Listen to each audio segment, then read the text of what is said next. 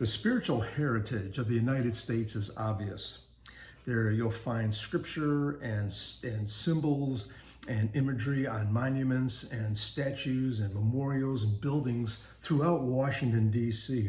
And you'll even find more in the local level of governments throughout the states. So why is America turning its back on God? Let's talk about that today in your morning cup of inspiration. You know, in the United States Capitol building, "In God We Trust" is prominently displayed over the House and the Senate in their chambers.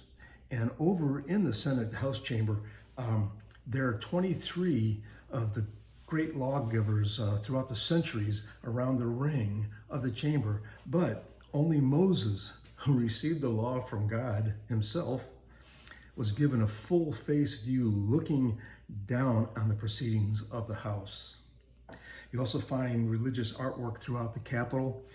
In the rotunda, you'll see the prayer service of Christopher Columbus. You'll see a Bible study with the Pilgrims. You'll see the baptism of Pocahontas.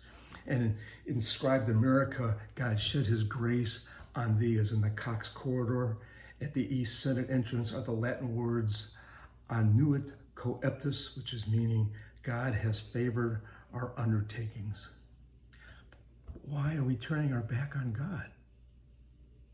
Images of the Ten Commandments are found in many of the federal buildings across Washington, D.C. There's a bronze statue in the National Archives and another one in the main reading room at the Library of Congress. And there's numerous locations in the U.S. Supreme Court. Yet we turn our back on God. The Washington Monument. It has numerous Bible verses and acknowledgments carved in bricks or in blocks that are in the walls of the monument. Holiness to the Lord is when Exodus 28:26. Then I'll have Exodus 30:30 written there, and they'll say Isaiah 23:18, Zechariah 14:10. Has these listed, all these in these different blocks in the walls. But at the capstone on top of the Washington Monument, it says the Latin inscription Laus Deo, which means praise be to God. But in the memorial for Lincoln, the Lincoln Memorial, he has written in there, "The Almighty has his own purposes. Woe unto the world because of offenses, for it must needs be that offense come. But woe to that man by whom the offense cometh." That's Matthew 18:17. That's inscribed there. And it kind of scares me because it's showing us that woe to the man. We are turning our back on God. Etched in the walls of the Library of Congress are the verses John 1:5.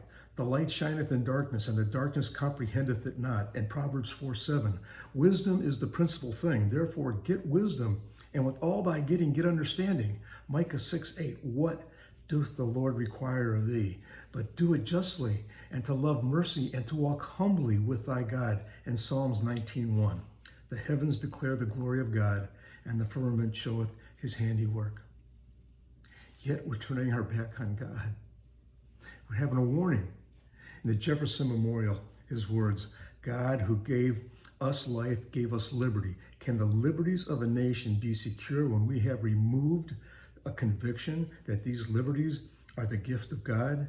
Indeed, I tremble for my country when I reflect that God is just, and that his justice cannot sleep forever." You tremble for your country? I do. I really believe we've turned our back on God, and we need to turn it around. We need revival in this land like none other time before. Pray with me that we get this. Pray for our leaders. We are in dire straits right now as a country, completely divided. We need to come together as one, and we need to ask God to restore our land. God bless everyone. Looking forward to seeing you again for another morning cup of inspiration. Have a wonderful day.